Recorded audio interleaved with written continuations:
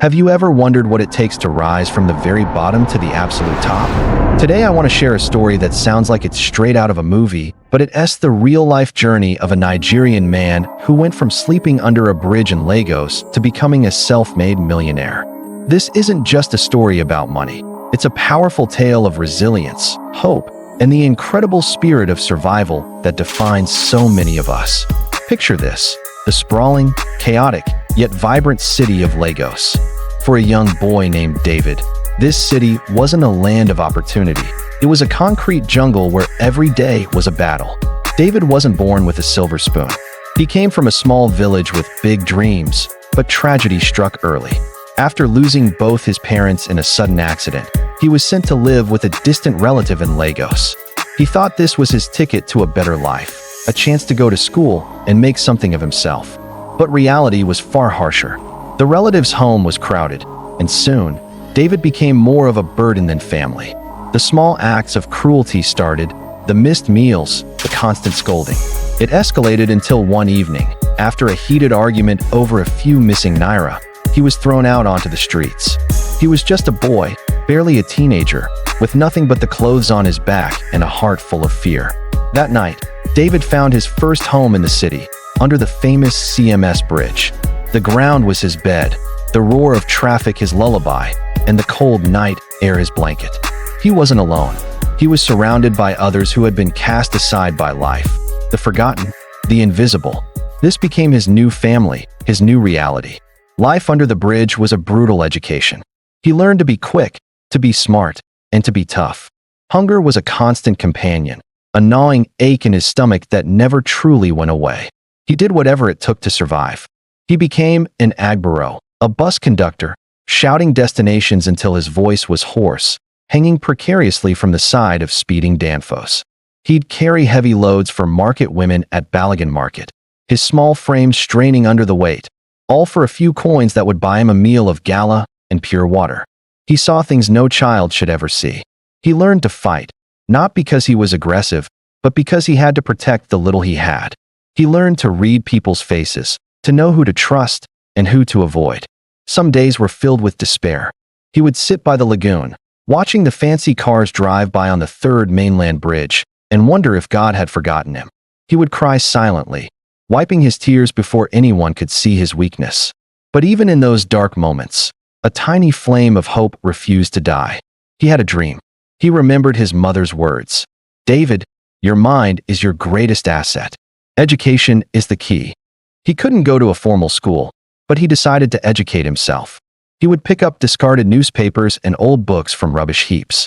He'd painstakingly spell out the words, teaching himself to read and write under the dim streetlights. The other street boys would sometimes mock him, calling him professor, but David didn't care. Knowledge was his escape, his secret weapon. He was a keen observer. While working at the market, he didn't just carry loads, he watched the traders. He listened to how they negotiated, how they managed their money, how they spotted opportunities. He learned the rhythm of commerce, the language of buying and selling. He started small. With the little money he saved, he bought a few sachets of water and started selling them to thirsty commuters in the endless Lagos traffic. It was grueling work, running between cars, but for the first time, he was his own boss. Slowly, his small hustle grew. From water, he moved to selling snacks, then phone recharge cards. He was honest and hardworking, and people started to notice. The market women he used to carry loads for began to call him Omo Dada, the good boy. They would trust him to watch their stalls or run errands.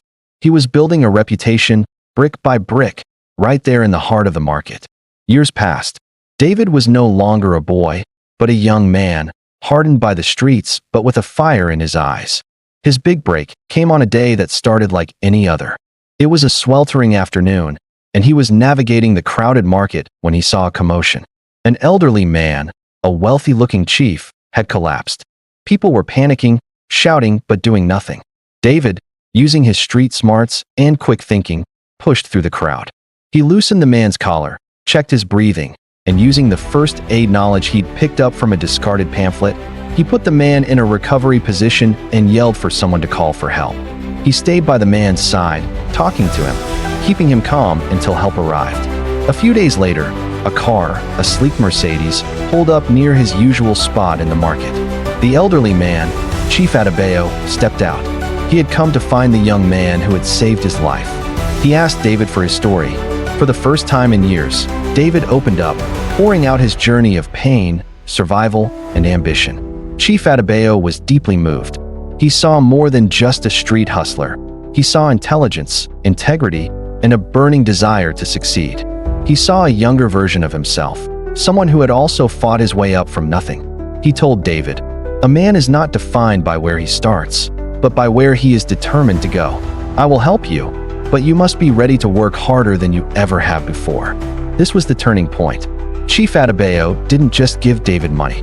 He gave him something far more valuable, mentorship and an opportunity. He saw David's interest in business and took him under his wing. He enrolled David in adult education classes to formalize his reading and writing. He taught him the principles of business, of investment, of building a legacy. David was a sponge, soaking up every piece of knowledge. He started working for one of the chief's import-export businesses, starting right from the bottom, loading containers at the port. But this time, it was different. He wasn't just laboring. He was learning the entire process, from customs clearance to logistics and distribution. His hard work and sharp mind did not go unnoticed. He quickly rose through the ranks. He identified inefficiencies in the supply chain and proposed solutions that saved the company millions of naira. Chief Adebayo was impressed. He gave David a loan to start his own small logistics venture, a true test of his abilities. David poured his life savings and every ounce of his energy into it. He knew the streets, he knew the markets, and he knew the people. He built a logistics company that was efficient, reliable, and understood the unique challenges of operating in Nigeria. His business grew exponentially. The boy who once sold sachets of water in traffic was now coordinating fleets of trucks across the country.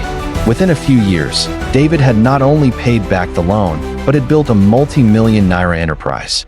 He became the millionaire he once could only dream of being. But he never forgot where he came from.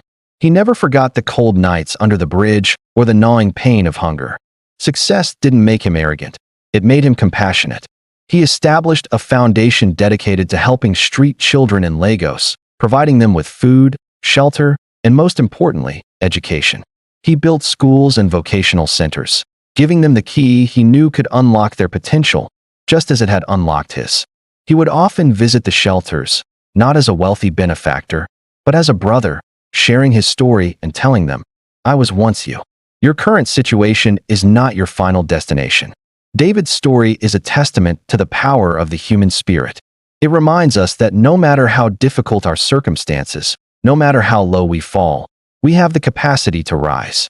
It's a story of hope, a story that proves that with grit, determination, and a helping hand at the right time, anyone can change their destiny.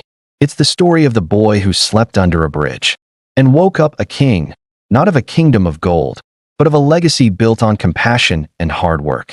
Thank you so much for watching. If this story inspired you, please hit that like button, subscribe to the channel, and share it with someone who needs to hear it. Let us know your thoughts in the comments below. Until next time, stay inspired.